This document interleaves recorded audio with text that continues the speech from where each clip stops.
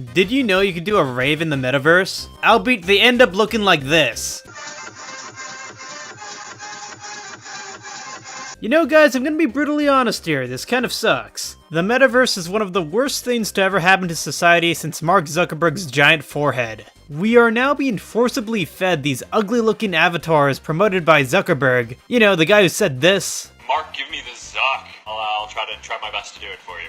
And it's enough to pull your hair out. And you know, we're just getting started when it comes to making fun of this thing. People have described the metaverse as a gateway to prioritize virtual life over real life. Where have I heard this before? Essentially, it's VR chat, but worse. And yeah, I mean, that's basically it. It's basically VR chat. And the kicker, here's the real kicker, guys. It's all guided by Facebook. You know, at this point, I'm just stating the obvious, but Facebook doesn't really have your own interest at heart. They kind of just screw around, and then suddenly, like, bing bada boom, they just sold your info to a bunch of Russians. Like, Jesus, Facebook, I kind of like my privacy. That was kind of a dick move for you to do that. But hey, according to Facebook's mobilization of this thing, the metaverse is going to be awesome. Whoa, we're floating in space? Who made this place? It's awesome. Right? It's from a crater I met in LA. This place is amazing. You gotta love how badly Facebook is trying so hard to suck themselves off in this ad. Like, oh my god guys, we could do FaceTime, holy shit! What really brought the metaverse to my attention recently was the Super Bowl ad in which I thought it was Five Nights at Freddy's. For like a split second, I got really hyped up. Like seriously, I thought it was a FNAF movie and then bam, metaverse, and I'm just like, oh god damn it. Not again! The following ad basically tells consumers that their lives suck and that the only way to get out of it is by doing it all virtually online. It's a very bold marketing strategy, I must admit, especially since this was shown to millions upon millions of Americans during the Super Bowl. Like really, the ad is about, hey, remember when your life used to be good? Now it's not! But it could be good again if you come back to our virtual society, all online, and convince yourself to never return to the outside world, which is just nothing but torture. I mean, I like going outside, I like touching grass, I'm gonna admit that. Reality is actually quite beautiful. This is not.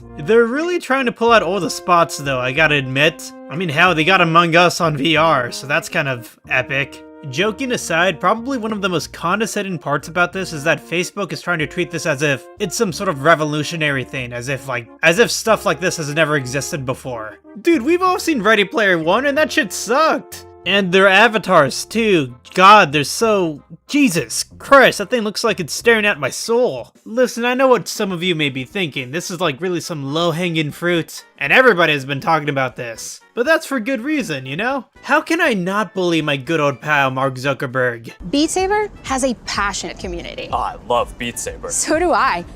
Yeah, I love me some Beat Saber. Dude, obviously he's never played this before. Come on, Mark, you don't have to fake it. You could be honest with us. You're not a gamer.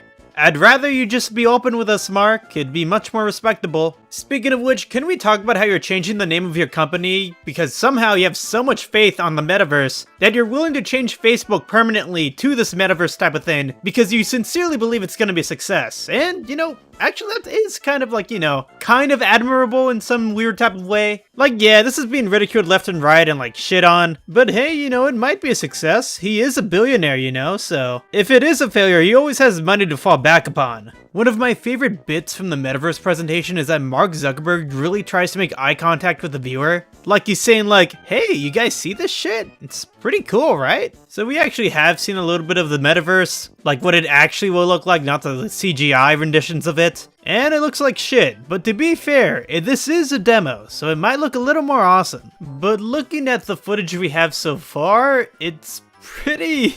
Oh my god, not great at all. I don't know, maybe I'm being too mean, but I expected more, you know, of a multi-billion-dollar company. It's kind of a shame, you know, because out of anybody, it's Facebook trying to lead this charge into VR. If it was any other company, I'd try to, like, really trust them. But Facebook has already proven itself time and time again not to be a company to be trusted. Whether it be with your information, or whether or not it be with Mark at a Senate hearing, looking like a goblin. VR holds a lot of promise, but the way Facebook is going at this is trying to exclaim that this is the next defining road when it comes to reality. That this is the end all, that this is what civilization has been leading up to. Mark conquering the world. Personally, let's just hope that there's a savior after all. Because if this guy, who doesn't really know how to put on sunscreen correctly, ends up having so much power over us, then I believe we're in for a scary virtual reality. Subscribe to Zeepster or else you'll be trapped in the metaverse with Mark Zuckerberg as your best friend. Now you don't want that, so you better subscribe now. Alright, bye!